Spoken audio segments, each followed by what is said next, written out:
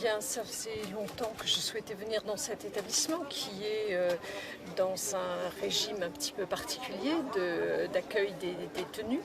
Alors je souhaitais venir voir comment les choses se passaient concrètement puisque en réalité mon ambition pour l'administration pénitentiaire c'est d'arriver à avoir des établissements qui accueillent des détenus selon des régimes différenciés. Je pense en effet qu'on ne peut pas accueillir et les détenus de la même manière partout. Nous avons évidemment une ambition première, c'est celle d'assurer la sécurité de la société, mais nous avons aussi pour ambition d'assurer la réinsertion des détenus. Et donc ces deux paramètres doivent se conjuguer en prenant en compte la situation particulière de chacun de ces détenus, leur degré de dangerosité, les conditions dans lesquelles ils peuvent préparer un projet de sortie, tout cela doit être pris en compte. Ici, nous accueillons des détenus d'un type particulier, puisque ce sont essentiellement des auteurs d'infractions sexuelles qui sont condamnés pour de longues peines, mais qui trouvent ici des capacités de se former, de découvrir un métier, de l'apprendre et le cas échéant de préparer un projet de sortie sur la base de ces éléments-là. Donc c'est ce que je suis venue voir. Il y a un rapport parlementaire qui demande 3000 places dans ce genre de prison ouverte. Est-ce que vous êtes prête à les faire ? Nous sommes en train de travailler à l'élaboration d'un programme de construction de places pénitentiaires puisque le président de la République s'est engagé à construire 15 000 places sur 2 quinquennats, donc 7 000 dès 2020-2022. Et dans le cadre de ces 7 000 places, bien entendu, nous allons mettre en place des régimes de sécurité adaptés aux détenus, donc des éléments qui pourront se rapprocher, pas nécessairement copier, mais pourraient se rapprocher d'une prise en charge de celle qui a lieu ici. Ça coûte cher une prison comme ça ?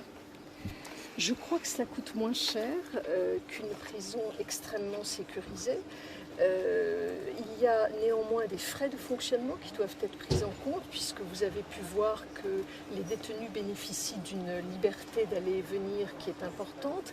Et puis également, il faut gérer l'espace puisqu'il y a des terres qui sont cultivées par les détenus, il y a des ateliers. Donc à la fois la gestion de l'espace, les déplacements, tout cela induit des frais de fonctionnement. Mais au fond, il me semble que si cette préoccupation des coûts n'est évidemment pas absente de ce que nous devons faire, la priorité, c'est bien ce que je disais à l'instant, c'est la sécurité de la société, la réinsertion des détenus, et c'est d'abord ça qui doit nous guider. Il y a une trentaine d'années, l'objectif de Robert Badinter, c'était de faire une prison comme ça par région. Le vôtre d'objectif ?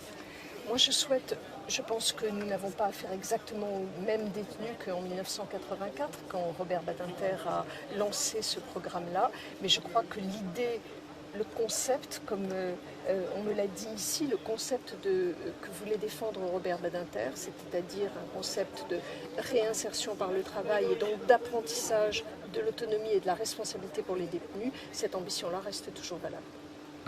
Mouzag est quand même un exemple à suivre. Encore une fois, je ne dis pas que l'on pourrait le transposer partout, car pour être très honnête avec vous, nous avons aussi à construire des établissements pénitentiaires qui, pour mieux assurer la réinsertion des détenus, devront se situer en proximité des villes, parce qu'il y a là des offres en termes de travail, de services publics, de logement, de transport qui permettent également de ne pas complètement désocialiser les détenus. Donc je ne prétends pas qu'il faille dupliquer partout en France ce type d'établissement. Je dis qu'il faut des établissements diversifiés pour accueillir les détenus. C'est un mode de diversification qui est extrêmement intéressant.